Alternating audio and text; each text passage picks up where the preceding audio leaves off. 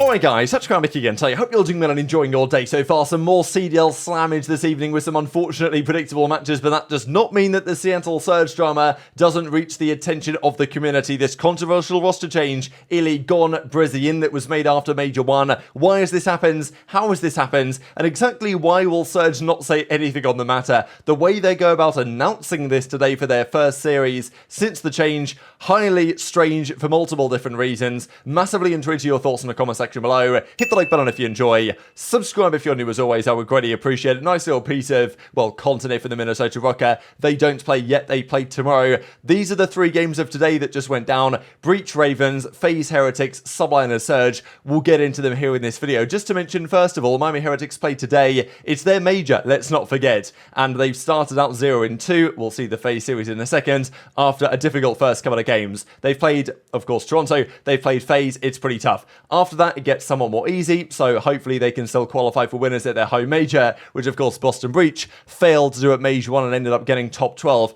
Tickets are now available, and also they did say they are looking to host a Challengers tournament on the same venue at the same weekend. There were some rumours going around, well actually they said it themselves, that they had plans to host a Challengers event, but it was probably going to be at another venue and probably a week or two later. Apparently though, they believe that it's plausible to actually do this on the same weekend and at the same venue, which is optimal. Of course, it's tough for those that are trying to get things booked for this, because if you're a team trying to attend this, because the CDL will put up a decent prize pool for this if it goes ahead, the teams will be trying to figure out, okay, well, when do we go? When are, you know, what hotels do we get? Where do we stay? What Airbnbs do we get? And prices are only going to go up really as time, you know, as it gets closer and closer to the date. So not ideal, of course. Hopefully they can get that locked down ASAP. Also, this aBeZy I thought was kind of remarkable. Like, he's obviously been killing it, holding up the stats, basically just carrying the stats on the breaking point side and just carrying the community in terms of stats for a long time now. But as he says, unless things change, he will not be covering the Challengers Elite this year.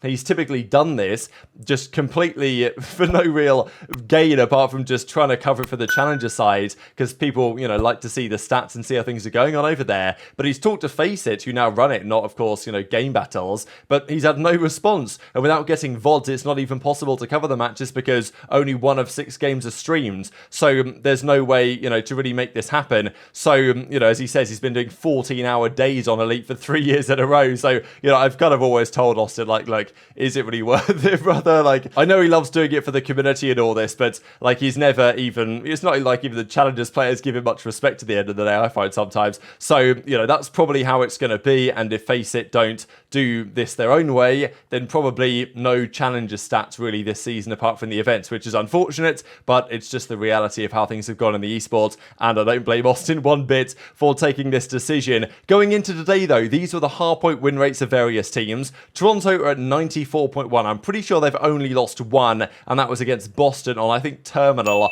when they played that when they got 3-0s. Since then, Toronto have won every hardpoint that they have played. OpTic actually have the second highest at 70%, which is quite considerably higher than FaZe, although FaZe did win today, we'll discuss in a second, but they didn't win both hardpoint maps, that we'll talk about. Then we get a couple at 50%, even including Ravens. So somewhat surprising, to be fair, that I guess Toronto are just so far ahead that every other team looks kind of tragic. But Thieves, by far the worst. They've won 8% of their hardpoints so far, 1 in 12. We'll see if that changes tomorrow, because of course they play OpTic in a very interesting series. So this was the Boston Breach situation, and of course Asim coming into the roster. They did get a nice picture here with Asim, and to be fair to aBeZy and the Seattle Surge, he was playing from their facility. But yeah, that Surge situation is just so strange that we'll have to dive into. But it was Boston versus Ravens, a, well, revenge series really here for Asim. Not revenge in a way, but he was on Ravens last year at the start of it.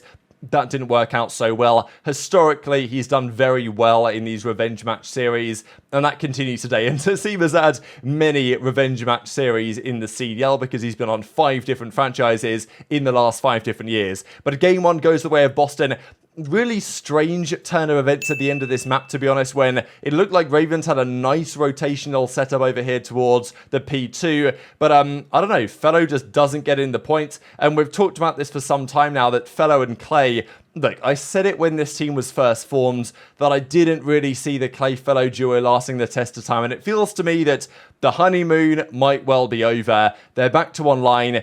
And it just isn't looking pretty. And the most frustrating thing about this Ravens team, because I wasn't particularly impressed with Boston here. I think they've got a lot to work on. I do think that Asim is a better complement to Snoopy from an SMG side than Capsidel was. And, you know, Slasher looked good this series. I think there's some upside to this Boston team, as there's always been, and I like their new version better than the previous one. And sure, Clay had a nice 1v2 here in the Search and Destroy, but Clay was clutching rounds, and you look at the cameras and you'd think that he just lost the 1v2. Like, I just don't really understand what is going on right now. But here's Clay with his, you know, head in his hands. There was another shot as well of Clay just, you know, looking frustrated. And we've always said it with Clay, right, how it goes both ways with Clay. He's either the great multiplier. When your team is going well, Clay is the absolute best player in the world to have on your team because he's just going to add the extra energy. He's going to play even better. And it's not like Clay was necessarily playing poorly this series. I think he actually played pretty well, but you know, you could hear from the comms, you could see from the cameras, and it must be so frustrating when you're not, you know, not got a facility, they're not playing out of the same place. But yeah, I think you could just tell watching the cameras that this was just going to be chalked. The crazy thing was that reaction that you guys probably just saw, you might have thought they lost the map, but they didn't. TJ clutched all sort of 1v1s and even 1v2s here in the very final rounds to actually win this map for the Ravens. So fair enough, they lose the hardpoint map 1, but they do go on to win the Search and Destroy on a map that actually isn't Invasion, where they've been, you know, the only team that's been good so far. So they win the Invasion, but then they go to Control, a map where, you know, they're just so bad at Control. And obviously, it's not just Clay, but let's be honest, Vegas were trash at Control last year. Ravens are trash at Control this year. And this final round was nothing short of embarrassing. I know Clay was getting frustrated, you know, smashing the side of his chair or whatever, like the arm of his chair, and you could see the frustrations coming through. They just couldn't close anything out. Like, this was an example moment. This was such an annoying round to watch because we're doing the watch party over at the Breaking One YouTube channel. Went round 5. They capped the first point with like no time wasted. They had 2 whole minutes to get A. They got precisely 0 ticks on A in 2 minutes. There were so many chances for them to at least, you know, stop the clock or do something. Even in this moment where, to be fair, the game is pretty much over, TJ was just standing around doing nothing. I just don't understand what they were playing at here. And, you know, I think at that point, when you've already mentally chalked up the control loss, and then you go into a map 4, it was just never going to end well. And this was, again, a close fought map. But yeah, they go down. So that kind of honeymoon period where Ravens are winning all their hard points, that seems to have come to an end.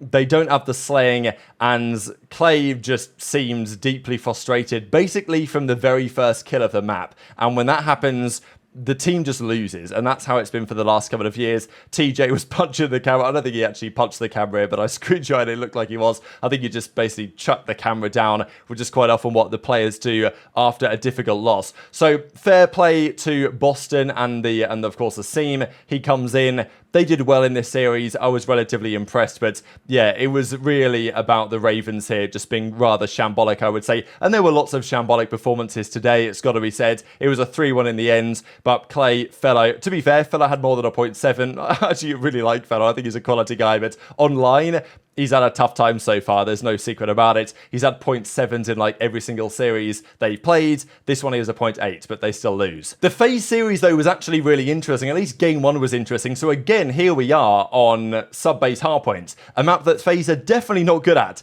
And we've seen it a couple of times. I know they might be trying to work on their map pool to some degree, but yeah, they lose to Miami game 1. Miami came out the gates looking really hot. And game 2 was a round 11. Miami had a really good chance of the series to win it. But FaZe are just so hard to put down, they're so hard to beat, and Miami, when the pressure was on, they just made some critical errors. It happened in the Search and Destroy. They lose the round 11 after being up 5-4, and the control was, I mean, honestly, the round they lost to the control, this round 1 was frankly ridiculous. I mean, if you guys didn't watch it at the time, there was 0.1 seconds on the clock when FaZe got into A and got that captured. Now, that wasn't necessarily Miami's fault, but it's got to be kind of tilting when you've you've got 0.1 seconds to win the round, you don't win it. Of course, would have been a big defense, of course, for the Heretics boys. And then it goes down to the wire. Simp clutches a 1 versus 2, basically an impossible to win situation as far as FaZe were concerned 10 seconds before, but Miami threw it away. And then from there, it was a bloodbath, really. They got dominated the rest of the map, and they got smashed as well on the Rio hardpoints towards the end.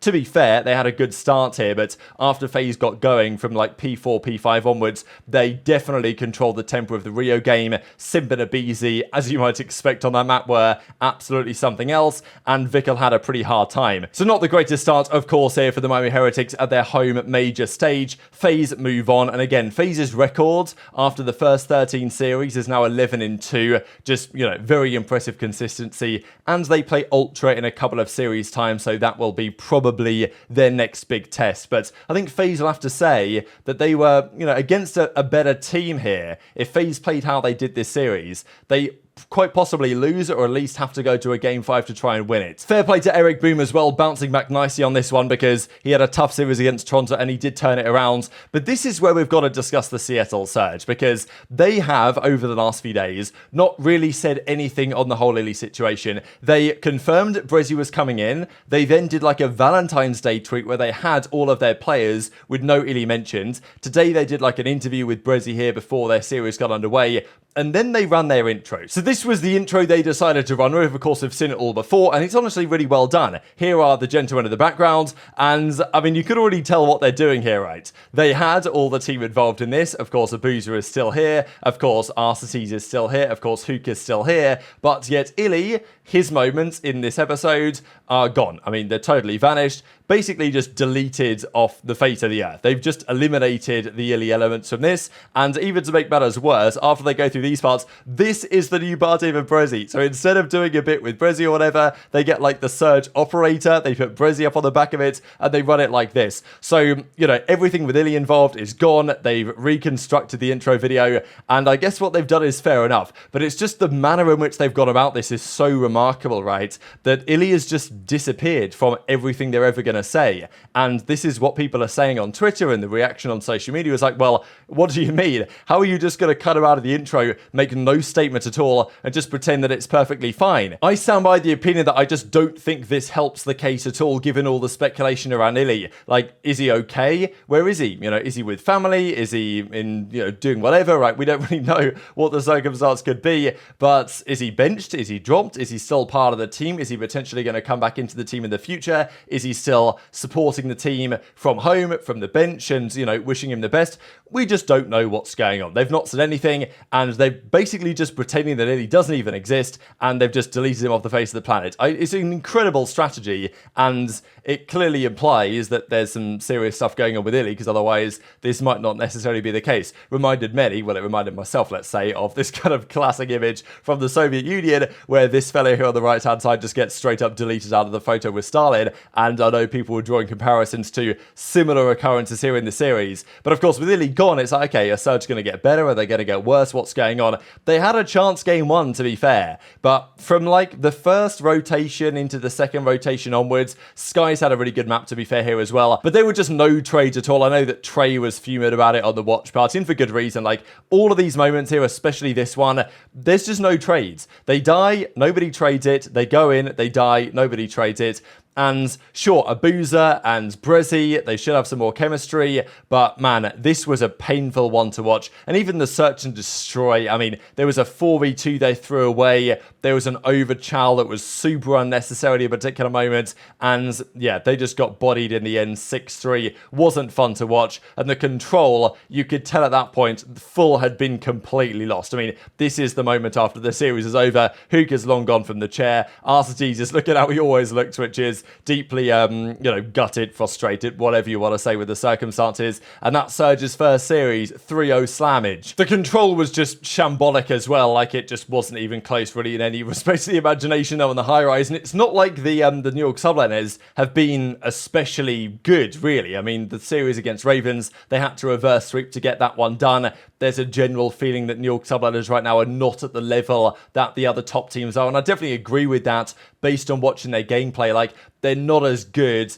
I wouldn't say as the other top teams right now, but you know, they're getting back to some sort of groove. They've obviously got the talent there, and against Surge, apparently anything is enough as it goes at the moment. So yeah, without iLLeY, unsurprisingly, they kind of got slammed. Every map got worse and worse, and you just got to wonder, like, what the hell? Like, we knew this team was going to be chalked. Brizzy comes in, drops a 0.7, but I knew they were going to be bad. I knew they were going to be chalked. I wasn't quite sure they were going to be this bad and this chalked, but that's the evidence that we have available. And to be fair to HyDra, bounces back with a nice 1.43, and Skyz has a 1.6, with all the discussion around those players as of late. So very much intrigued to your thoughts on all this stuff in the comment section below. Hit the like button if you enjoyed, subscribe if you're new, take care, and I'll see you next time.